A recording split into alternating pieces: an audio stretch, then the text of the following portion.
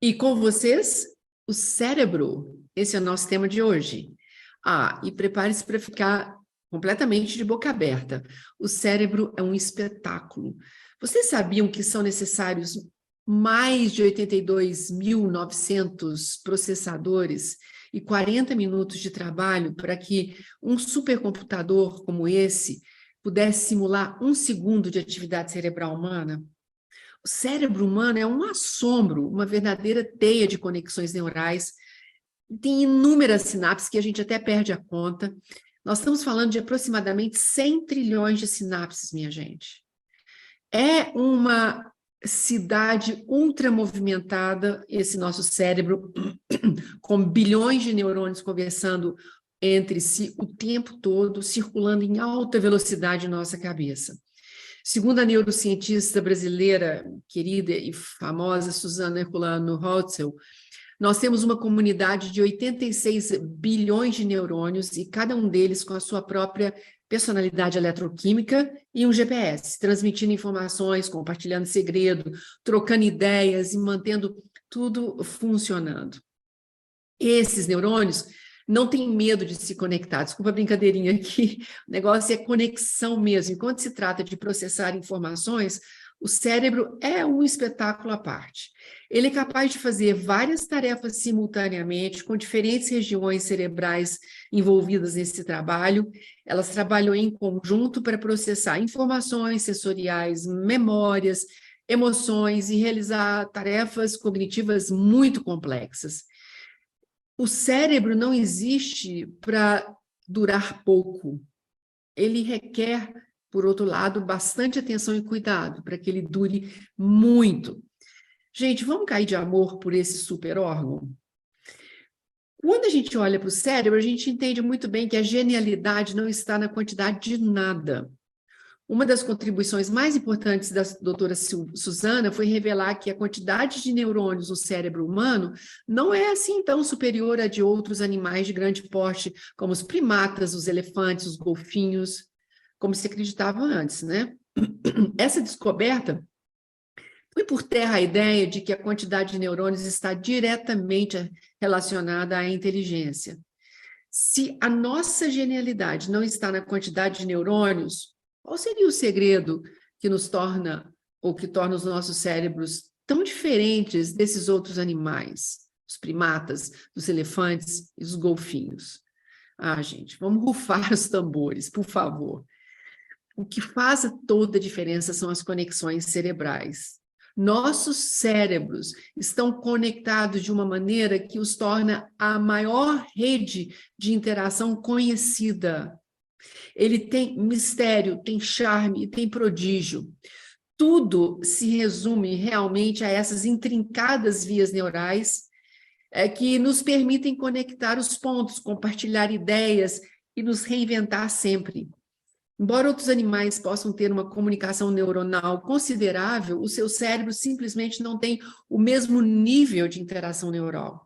Os neurônios humanos interagem e dão vida às histórias que eles próprios contam. Não é o tamanho que importa, mas é como você usa o cérebro para processar informações que importam.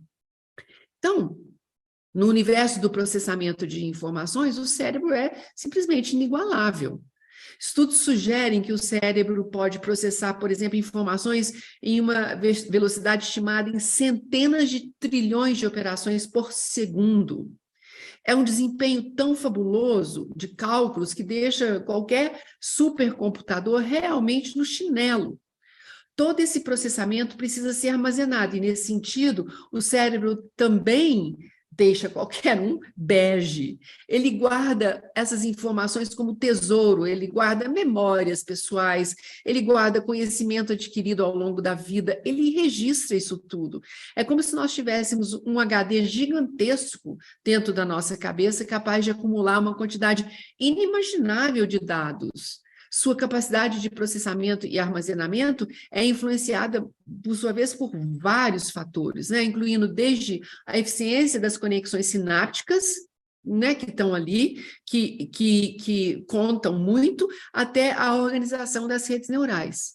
E é aqui que entra toda a diferença que o estilo de vida pode fazer quando se trata de preservar essa qualidade funcional do cérebro, preservar o cérebro. A degeneração precoce do cérebro ocorre demais entre várias pessoas que, infelizmente, não entenderam ou não conseguiram criar hábitos para a saúde cerebral. Mas a boa notícia é que, se você quiser reverter essa situação, isso é possível, porque o cérebro se regenera, é isso mesmo. Ele se regenera e cresce até você morrer. Sim, essa ideia é completamente nova, porque ela vem superar uma ideia antiga, não tão antiga assim, na verdade, né, de que o cérebro era estático, que os neurônios não cresciam, não se regeneravam. Isso foi superado. Então, a ideia de que os neurônios não cresciam foi amplamente aceita até meados do século XX. Foi apenas na década de 60 que surgiram as primeiras evidências de que o cérebro adulto realmente poderia gerar novos neurônios, desafiando a visão anteriormente estabelecida. Hoje, por exemplo, a gente sabe que os neurônios são capazes de se regenerar e formar novas conexões. É um fenômeno, inclusive, conhecido por neurogênese.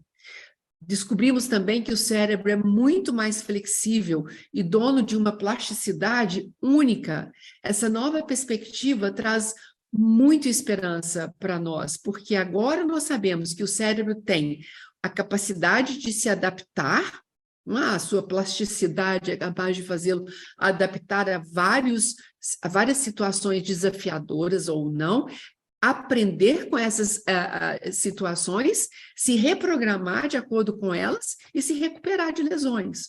Então, nós somos seres em constante transformação, com o cérebro resiliente, que pode continuar crescendo e se desenvolvendo e se regenerando ao longo de nossas vidas.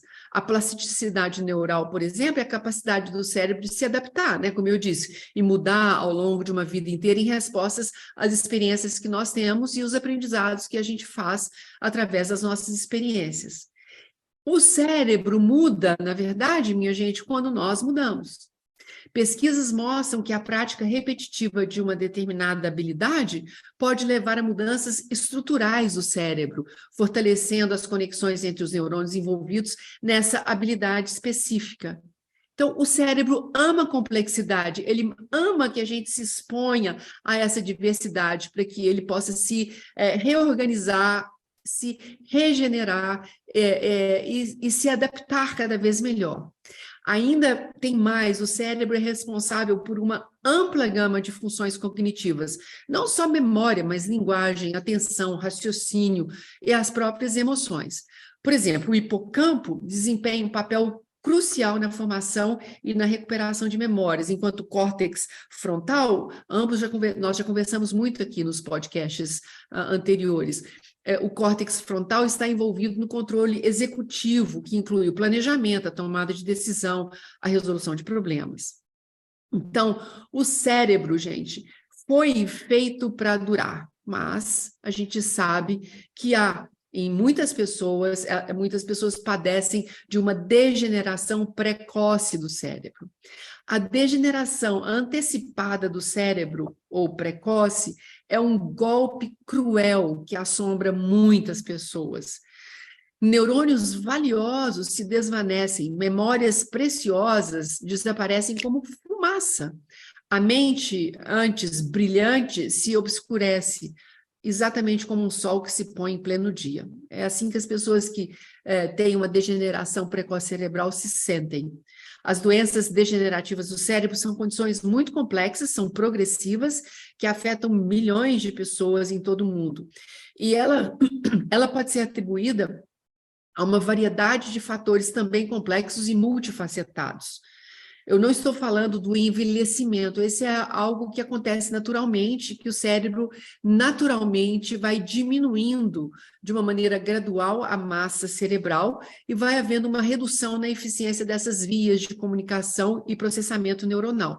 Eu não estou falando disso, o que eu estou dizendo aqui é que uma degeneração precoce, como o nome mesmo indica, em cérebro de pessoas adultas, jovens ou maduras, fora de hora. É desse tipo de degeneração que eu estou falando. O cérebro nosso não precisa passar por isso. Ele está equipado para se renovar sempre, claro, desde que as crenças pessoais que nós carregamos permitam que a gente se transforme, que a gente mude, e especialmente que a gente mude hábitos e a gente se lance em novos territórios.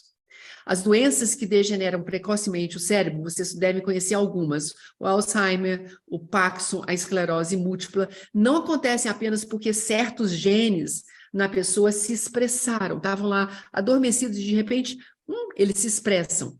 A hereditariedade desempenha um papel importante na susceptibilidade individual a essa degeneração cerebral. Mas como nós já conversamos antes, a epigenética que pode realmente dar a última palavra sobre esse processo. E, neste caso, os marcadores epigenéticos que protegem e contêm a expressão desses genes defeituosos, vamos dizer assim, esses marcadores dependem essencialmente do nosso estilo de vida.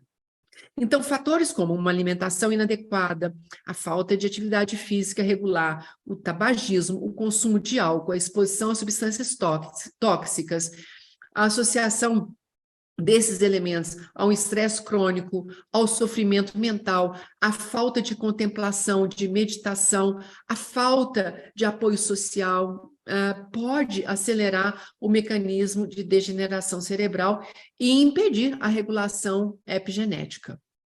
Então, é importante ressaltar que a degeneração cerebral precoce é influenciada por uma combinação de fatores genéticos, ambientais e de estilo de vida. Adotar um estilo de vida saudável e buscar cuidados profissionais adequados podem ajudar a minimizar o risco e retardar a progressão da degeneração cerebral. O que eu queria que vocês levassem consigo desse encontro aqui hoje é que o cérebro é algo incrivelmente eficiente, cheio de recursos, se regenera, adora desafios, aprende com eles e foi feito para durar até o dia da nossa morte, nos dando realmente condições de processar as nossas emoções, o nosso mundo até o fim. Ele não foi feito para começar a perder vigor e desaparecer de cena nos 60 anos ou mais. O cérebro deveria estar conosco até o final. E, para isso, vocês precisam decididamente buscar ajuda caso você tenha já uma perda dessa vitalidade cerebral.